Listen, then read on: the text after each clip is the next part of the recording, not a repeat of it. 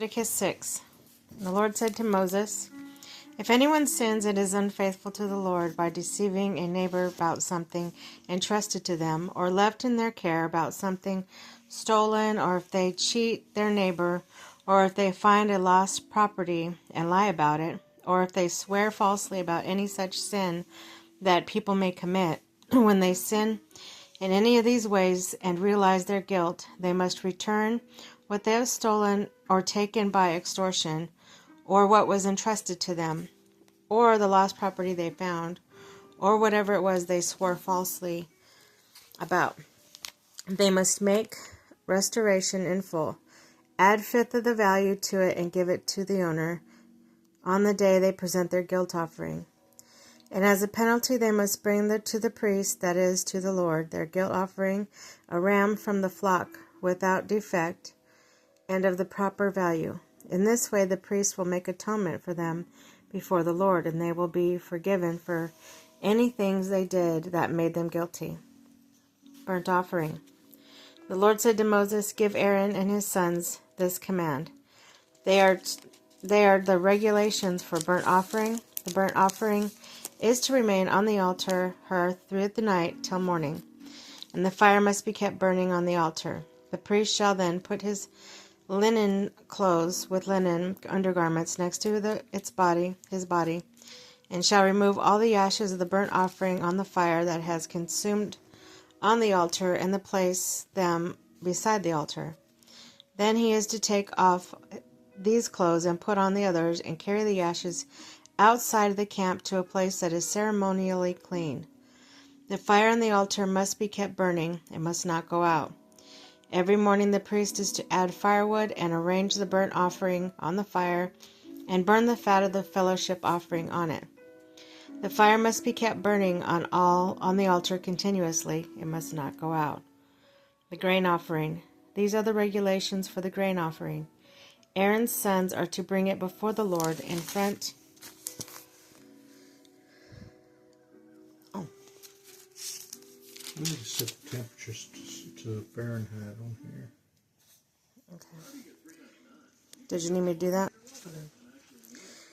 Of the altar. The priest is to take the handful of the finest flour and olive oil, gathering with all the incense of the grain offering, and burn the memorial portion on the altar as an aroma pleasing to the Lord. Aaron and his sons shall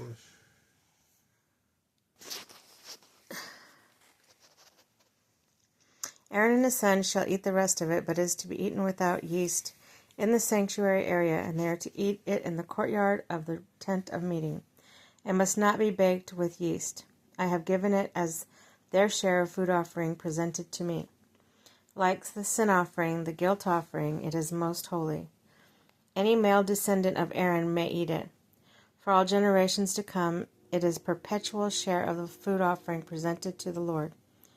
Whoever touches them will become holy, or whatever touches them will become holy. The Lord also said to Moses, "This is the offering Aaron and his sons are to bring to the Lord on the day he is anointed, a tenth of ephah of the finest flour as regular grain offering, half of it in the morning and half in the evening. It must be prepared with oil on the griddle. Bring it well mixed, and present the grain offering broken in pieces as an aroma pleasing to the Lord. The son who is to succeed him as anointed priest shall prepare it. It is the Lord's perpetual share, and is to be burned completely. Every grain offering of priests shall be burned completely, and must not be eaten." The sin offering. The Lord said to Moses, "Say to Aaron and his sons, these are the regulations for the sin offering. The sin offering is to be slaughtered before the Lord in the place the burnt offering is slaughtered. It is most holy. The priest who offers it shall eat it. It is to be eaten in the sanctuary area, in the courtyard of the tent of meeting. Whatever touches any of the flesh will become holy. And if any of the blood is spattered on a garment, you must wash it in the sanctuary area. The clay pot and the meat is cooked, and it must be broken. But if it is cooked in a bronze pot, the pot is to be scoured and rinsed with water. Any male in a priest's family may eat it. It is most holy. But the sin offering whose blood is brought into the tent of meeting to make atonement in the holy place must not be eaten. It must be burnt up.